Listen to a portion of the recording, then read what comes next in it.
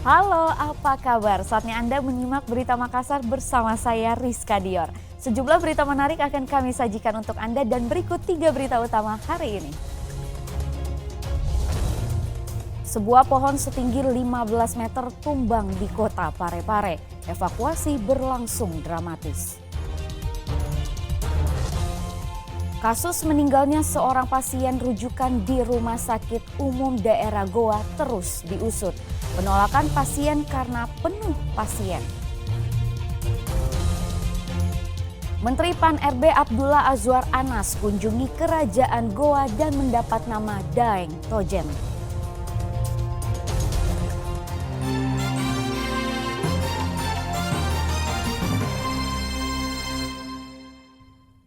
Sebuah pohon setinggi 15 meter tumbang setelah diterpa angin kencang di Jalan Lingkar Lapade, Kecamatan Bacukiki, Kota Parepare, Jumat lalu.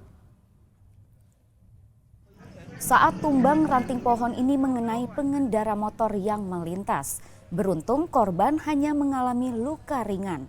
Meski tidak mengalami luka parah, namun pengendara tersebut sempat dibawa ke rumah sakit karena ranting pohon mengenai sekitar mata. Arus kendaraan sempat mengalami kemacetan saat pohon berdiameter 20 cm itu belum dievakuasi. Tim reaksi cepat Badan Penanggulangan Bencana Daerah Kota Parepare membutuhkan waktu 1 jam untuk mengevakuasi pohon tumbang agar arus lalu lintas kembali normal.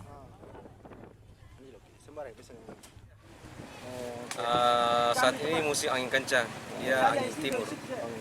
Terus berapa lama tadi proses evakuasinya? Evakuasi berjalan sekitaran 1 jam karena pohon pertama yang tumbang mengenai warga itu dipotong pada saat pengerjaan. Tiba-tiba pohon yang berikut bunyinya mau patah, maka anggota langsung evakuasi cepat jangan sampai ada korban. Residivis spesialis pencurian aki truk kembali diringkus polisi dari Polres Pangkep. Pelaku dijerat ancaman dengan kurungan 9 tahun penjara.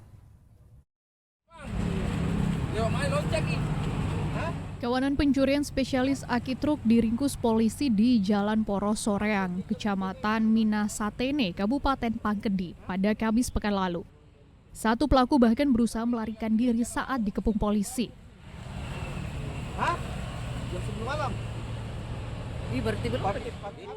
Polisi menangkap 3 rekan pelaku, namun karena tidak terlibat dalam sejumlah aksi pencurian, ketiganya hanya berstatus saksi. Sementara satu pelaku bernama Amri diringkus dan dibawa untuk menunjukkan hasil curian yang disembunyikan. Itu merupakan pelaku pencurian rotator truk dan juga aki mobil truk. Untuk pelaku sementara 1 orang, namun untuk saksi ada 3 orang. Untuk barang bukti yang kami amankan itu ada 6 rotator mobil truk yang dimana yang sudah teridentifikasi dengan LPM masuk ke kami itu ada 2 rotator. Kalau motifnya sendiri apa? Kalau motif ya seperti biasa untuk kebutuhan sehari-hari. Pelaku merupakan residivis dengan kasus yang sama. Pelaku dijerat dengan pasal 363 KUHP tentang pencurian dengan pemberatan dengan ancaman kurungan 9 tahun penjara. Ini Muhammad Sardi melaporkan dari Kabupaten Pangkep.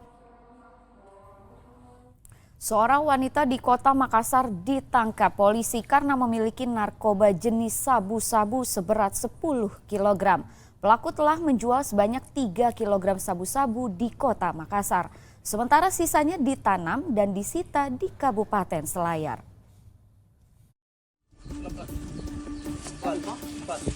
Tim Satuan Narkoba Polres Pelabuhan Makassar menggali tanah yang diduga ditanam 14 kaleng susu berisi sabu-sabu seberat kurang lebih 6,7 kg di Kabupaten Selayar. Pengungkapan kasus tersebut setelah polisi menangkap bandar sabu-sabu yakni seorang wanita berinisial H bersama 3 pria kaki tangannya masing-masing di wilayah berbeda di Kota Makassar. Polisi mengungkap bahwa sebelumnya pelaku berinisial H memesan sabu-sabu dari salah seorang bandar jaringan internasional sebanyak 10 kg dan diambil dari wilayah Jakarta pada April lalu. Para pelaku telah mengedarkan sebanyak 3 kg sabu-sabu di Kota Makassar. Sementara sisanya 6,7 kg sabu-sabu yang disimpan di 14 kaleng susu ditanam di Kabupaten Selayar kurang lebih 2 bulan. Pertama, penangkapan pertamanya yaitu perempuan inisial N, dan kemudian perempuan inisial N ini menerima barang dari jaringan yang terputus. Informasi awal dari laki-laki inisial D, warga negara asing yang tidak berdomisili di wilayah Indonesia. Akibat perbuatannya, pelaku dikenakan pasal terkait Undang-Undang Narkotika tahun 2009 dengan ancaman hukuman paling berat, hukuman mati. Polisi kini masih mengejar seorang bandar narkoba internasional. Nadi Muhammad Sardi melaporkan dari Kota Makassar. Kasus meninggalnya seorang pasien rujukan di Rumah Sakit Umum Daerah Goa terus diusut. Ditemukan bukti komunikasi bahwa rumah sakit telah mengirimkan penolakan rujukan dengan alasan ruang rawat penuh dan alat terbatas. Namun pihak puskesmas tetap mengirimkan pasien untuk dirawat di sana. Seorang pasien rujukan meninggal dunia setelah ditolak saat di IGD rumah sakit. Kasus yang terjadi di Rumah Sakit Umum Daerah Syekh Yusuf Goa ini telah sepekan berlalu. Bupati bersama jajarannya pada Senin 15 Juli lalu melakukan sidak guna melihat langsung pelayanan tim medis hingga fasilitas kesehatan di rumah sakit milik pemerintah itu. Dalam sidak saat itu ditemukan fasilitas kesehatan yang rusak hingga berimbas pada pelayanan yang tidak maksimal bagi ribuan pasien yang datang untuk berobat. Hal inilah yang menjadi pemicu nyawa pasien meninggal dunia karena ruang perawatan penuh dan alat yang tidak tersedia.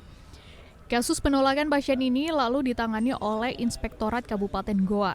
Manajemen Rumah Sakit Syekh Yusuf Goa dan Puskesmas Parangloe terus diperiksa secara maraton. Sabtu 20 Juli lalu, proses investigasi mulai menemukan titik terang. Dalam kasus pasien meninggal itu, ditemukan komunikasi satu arah dan diduga terjadi ego sektoral. RSUD Syekh Yusuf Goa telah mengirim penolakan rujukan dengan alasan ruang rawat penuh dan alat terbatas. Namun pihak puskesmas tetap mengirim pasien untuk dirawat di sana. Dalam kasus meninggalnya pasien, pihak puskesmas dinilai keliru hingga berpotensi mendapat sanksi serius. Sementara RSUD Syekh Yusuf Goa juga akan mendapat sanksi karena menolak penanganan pasien yang kritis. Meskipun sudah dibalas di Sisrut bahwa tidak boleh mengirim ke Rumah Sakit Syekh Yusuf, puskesmas ini tetap mengirim.